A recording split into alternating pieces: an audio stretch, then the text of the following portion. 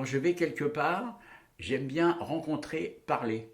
Quand je suis arrivé à Metz, j'ai voulu rencontrer, mais je me suis dit, je ne vais pas pouvoir rencontrer tout le monde. Donc je me suis d'abord attaché aux artistes. Parce qu'après, les artistes, ils ont des ramifications, ils présentent du monde, d'autres artistes. Parce que les artistes, je pense que ce sont des gens qui développent plus que les autres, qui ont de l'imaginaire plus que les autres. J'ai besoin de puiser chez les gens. C'est pour ça qu'en rencontrant beaucoup d'artistes dans ma vie, j'ai pris un petit peu de chaque et ça m'a donné une force à chaque fois. J'ai dit, ouais, c'est vrai, parce que j'ai rencontré des gens fantastiques, quoi. J'ai rencontré François Cavanal, créateur de Charlie Hebdo, avec qui j'ai mangé au, au, au, au, comment dirais-je, au restaurant du Printemps à Paris, parce que j'allais faire mes petites interviews à l'époque où j'avais mon émission de radio. Et François Cavanal, il m'a donné des trucs incroyables, tu vois. J'ai fait mon interview et j'ai mon micro qui déconnait à cette époque-là. Tu sais, j'avais ce qu'on appelle les Nagra, je ne sais pas si tu as connu. Le rédacteur en chef me filait un Nagra, donc je suis monté à Paris, boulevard Haussmann, au printemps.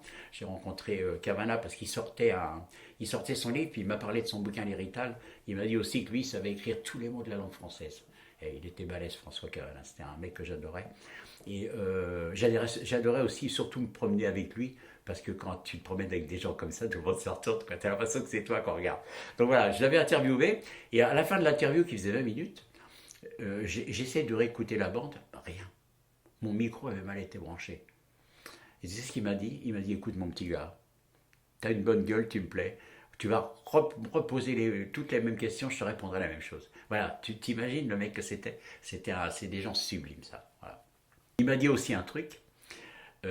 Alors, tu sais, François Cavalla, c'était pas quelqu'un de très discret. Hein. Puis quand il avait envie qu'on l'entende, qu'on le voie, c'était un cabotin, quoi. Et au milieu du repas, il m'a dit, tu vois, mon petit gars, l'important dans la vie, eh ben, c'est de jouir, bordel. Faut jouir. Oh, tous les gens du restaurant se sont retournés. Mais bon, comme c'était lui, si tu veux, les gens rigolaient, quoi. Voilà. C'est des bons moments de ma vie aussi, ça. Tu avais quel âge? Là, je vais avoir, je sais pas, moi, je vais avoir 30 ans. J'ai mon émission de radio, j'ai démarré à 30 ans. Moi, j'ai eu de la chance, c'est que cette main-là, vous voyez, elle a serré la main de Coluche dans sa loge une fois. Et je pense il a dû me transmettre un truc, le père Coluche. Voilà, c'était à son premier Olympia, je suis allé le voir dans sa loge. Je raconte cette anecdote parce qu'elle est sublime. Et c'était dans ses premiers, c'était au spectacle, s'il y en a qui ont vu, c'était dans les années 70, 71. Il jouait du violon avec un grand box, je ne sais pas si vous avez vu avec l'orchestre disponible. Je suis allé le voir dans sa loge et ce jour-là, il recevait c'était un groupe d'handicapés, il y avait des aveugles et des paralysés qui étaient dans sa loge. Et il a dit à un paralysé, il lui a dit, mais c'est toi qui t'es levé tout à l'heure pour m'applaudir, la prochaine fois, fais gaffe. Et il a dit à l'aveugle, j'espère que tu m'as bien vu quand même, t'étais bien prêt, comment tu m'as trouvé? Tu vois, c'était l'humour Coluche. Et après, il m'a serré la paluche. Ben, on a parlé un quart d'heure, quoi. Mais c'est vrai que c'était ses débuts, quoi. Après, il lui arrivait ce qui lui arrivait, malheureusement. Mais Coluche, c'est vrai que c'est un petit peu un maître pour moi quand même, Coluche. C'est un mec super simple en fin de compte. Hein. Il était au bon endroit, au bon moment. Moi, je dis que c'est pareil, j'étais au bon endroit, au bon moment. Et à cette époque-là, j'étais aussi dans les rues de Paris. C'est dommage, je l'ai croisé qu'une fois, Coluche. Voilà, son spectacle et après dans sa loge, c'est tout. J'avais un ami qui tenait qui était. J'avais de la chance d'avoir un ami qui était régisseur de l'Olympia. Donc à cette époque-là, il y avait le bar de l'Olympia sur le côté de la Seine, pour ceux qui connaissent, sur la gauche, il y avait un tout petit bar. Et là, j'ai vu des gens. J'ai vu Salvatore Dali, j'ai vu des gens sublimes comme ça. J'ai vu une fois à l'Olympia, j'ai vu Raymond DeVos. Et lui, il travaillait là-dessus, mais c'était pas permis. Je me suis régalé avec lui. Hein. C'est pareil. Hein. Dans l'Olympia, je me suis bien rempli la tête avec pas mal de choses. Mais Raymond DeVos, il était exceptionnel pour ça. Exceptionnel. Et voilà quoi. Plein d'acteurs, plein d'actrices. C'est vrai que ce milieu-là, c'est un milieu qui m'a toujours fait rêver, moi. Quand je suis allé à Paris à 14 ans, pour moi, je rentrais dans la télévision. Et chez Jean-Louis David, j'ai eu la chance.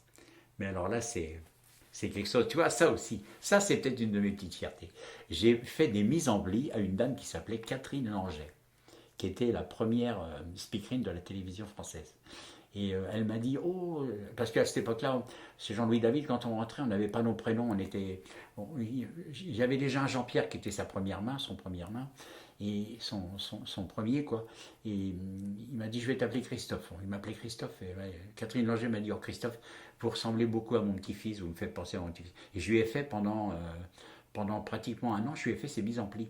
Et j'étais très fier, quoi, parce que quand je la voyais à la télévision le soir, je savais que c'était moi qui avais roulé les rouleaux à Catherine Langer. C'est des conneries, si tu veux. Mais moi, voilà, j'ai fait les mises en plis de Catherine Langer, mesdames et messieurs. Même s'il y en a beaucoup qui ne savent pas qui c'est, mais je m'en fous, c'est pas grave. Je vous en veux pas pour ça. Je profite du moment pour que tu rebondisses sur la radio. Je sais que tu as fait de la radio. Oui. Tu peux en parler un petit peu de ton expérience radiophonique? Ah oui, non, mon expérience radio, elle a déjà dû commencer dans les radios nationales, hein, RTL. Je suis rentré à RTL grâce au portier qui s'appelait, c'était un prénom Jean, mais tu vois, j'ai oublié le prénom Jean.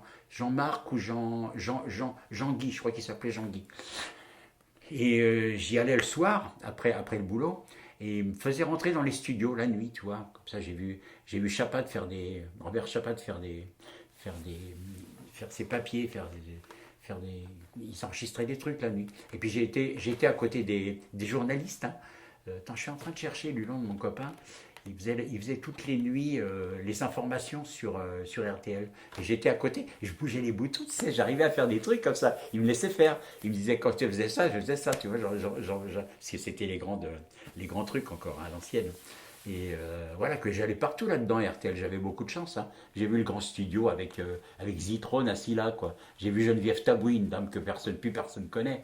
Elle avait un mot, à chaque fois qu'elle faisait un papier, elle disait « Attendez-vous à savoir ». Je ne sais pas si ça dit quelque chose, mais non, vous êtes trop jeune, vous. Donc, ça, j'ai vu Zitrone, j'ai vu... Et dans les studios RTL, mais c'était la folie.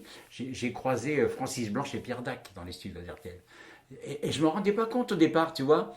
Et c'est maintenant, à posteriori, je me dis, putain, mais les gens que j'ai croisés là-dedans, mais c'est la chance que j'ai eue. Mais ils m'ont tous envoyé leurs ondes, tu vois. Et alors après, quand je me suis installé à côté de Chantilly, à Morel, pays du cheval, de course, je me suis installé, j'avais mon salon de coiffure, là. C'était en 76. Après, j'ai écrit un bouquin qui s'appelait ça s'appelait L'encre de mes jours. Je suis allé le présenter dans cette petite radio qui s'appelait Radio Chantilly. Tu sais, c'était l'avènement des radios libres. C'était en 80 ou 81, je crois, quand Mitterrand a été élu. Il a fait l'avènement des radios libres. Et là, je suis monté avec mon petit bouquin de poèmes. J'ai monté là-haut. Et puis, j'ai vu le rédacteur en chef qui s'appelait Robert Le Saffre, qui était... Je vais souvent du coq à l'âne, mais il faut me suivre. Hein, qui était un très grand vétérinaire. C'est lui qui a inventé, Robert Le Saffre, la table pour les chevaux. Tu sais, les chevaux de course, une table qui bouge comme ça, c'est lui qui a inventé ça. Et je lui ai présenté mon bouquin. Il me dit, ouais, c'est intéressant. Il me dit, lui, il était cash. Hein. Il m'a dit, bon, c'est de la poésie, tu vas un peu faire chier les gens, mais bon, on va parler de tes poèmes. Ben, je suis allé dans le studio, j'ai récité 2-3 poèmes. Puis en sortant, je lui lance, je lui dis, j'aimerais bien quand même un jour faire une émission littéraire. Bon, il dit, tu vas faire chier. Il m'a dit, bord-toi. Je descends les escaliers des grandes écuries, parce que c'est dans les grandes écuries où il y a le musée vivant du cheval. Il y avait le studio là. Je descends et j'arrive et j'entends. Il y avait une porte qui se fermait avec un petit. Comment ça s'appelle? Un interphone. Et j'entends sa voix qui fait Et toi, le poète de mes couilles, t'es encore là? Je dis oui, monsieur. Il fait remonte. Oh, j'ai dit, c'est pas vrai, qu'est-ce qu'il me veut? Puis il me dit, écoute, si tu veux faire une émission littéraire, il va falloir t'accrocher. Il faut déjà me faire écouter. Tu vas démarrer déjà entre minuit et 2 heures du matin. J'ai dit, bien, monsieur. Ah, bah, tu sais, j'étais au taquet. J'étais content, j'avais mon émission de radio. Alors après, je me suis creusé la tête pour me dire comment je vais l'appeler cette émission. Et je l'ai appelé Le micro dans les étoiles, parce que c'était la nuit que ça commençait. Donc voilà, j'ai créé cette émission-là. Et puis après, il m'a fait confiance. On a parlé, j'ai rencontré du monde. Et j'ai dit, écoutez, filez-moi, Robert, filez-moi un agra que j'aille à Paris faire les... J'ai commencé par les salons du livre, tu vois, c'est là que tu commences à rencontrer les... Parce qu'avant de rencontrer l'artiste et l'auteur, tu rencontres l'attaché de presse. Il fallait déjà les... Et c'est là que je me suis formé un petit peu à oser, tu vois. Et c'est là que j'ai rencontré tous les grands auteurs. J'ai rencontré René Barjavel, je ne sais pas si ça vous dit quelque chose, La Nuit des Temps. J'ai eu le plaisir de rester 1 heure avec René Barjavel. J'ai rencontré plein d'autres. J'ai rencontré des proches. Voilà quoi. Donc après, je revenais au studio et j'ai même réussi à en inviter. Hein. Il y a eu, J'ai rencontré Paul Guth, ça c'est pareil, c'est des anciens aussi que vous ne connaissez pas. Marie Calter, qui c'est, j'ai rencontré encore. Puis François Cavana, j'allais avec mon petit agra, j'allais les faire parler partout. Et après, il y en a, si j'arrivais bien à jouer, parce que je disais évidemment qu'on avait plein de gens qui nous écoutaient, alors que c'était pas très très vrai au départ. Et après, il m'a donné confiance, il m'a dit, si tu veux, tu fais 10h minuit. Après, j'ai fini par faire 10h minuit, une fois ou deux fois par semaine. J'ai été aussi fan de Jacques Chancel, tu vois, le grand échiquier et tout ça. Chancel, j'étais super fan de ce mec. Donc j'ai fait mon émission, je l'ai fait pendant 10 ans, mon émission de radio. Donc j'ai rencontré tous les auteurs de livres. Quoi. Voilà. Et ça m'a beaucoup, beaucoup enrichi. Quand j'avais mon émission de radio, j'achetais le livre de l'auteur. Après, je l'appelais, je passais par l'attaché de presse, j'avais l'auteur, je parlais de lui. Quand j'ai rencontré Barjavel, c'est ça. Hein, j'avais la Nuit des Anges, je ne l'avais jamais lu. Hein. Donc j'ai lu tout de suite ça en 2 jours. Et puis je l'ai eu au téléphone. Tu sais, ils te jaugent, hein, ces gens-là, toujours pour savoir si tu es intéressant. Et puis il m'a dit, oui, il n'y a pas de souci, on va se rencontrer, ça sera avec plaisir. Alors là, quand Barjavel il dit un truc comme ça, c'est quand même des monstres, René Barjavel. Donc voilà quoi. Donc après, là, tu sors et tu te dis, t'as été bon, la JP, t'as été bon. J'étais content.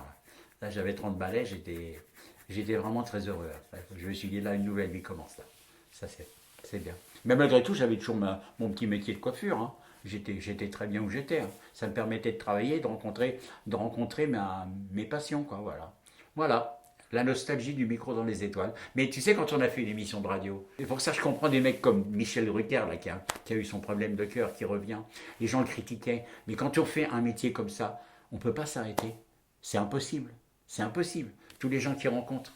Il a rencontré Mère Teresa, il rencontre plein de gens, ce mec-là. On peut pas, il a tout fait, Drucker. Donc, c'est le pape, c'est le dieu, Drucker. Je pense qu'il ne s'arrêtera jamais. Il s'arrêtera le jour où il tombera sur son fauteuil rouge. Voilà. Quand on fait de la radio ou de la télé, on ne peut plus s'arrêter. C'est pas possible, c'est trop beau.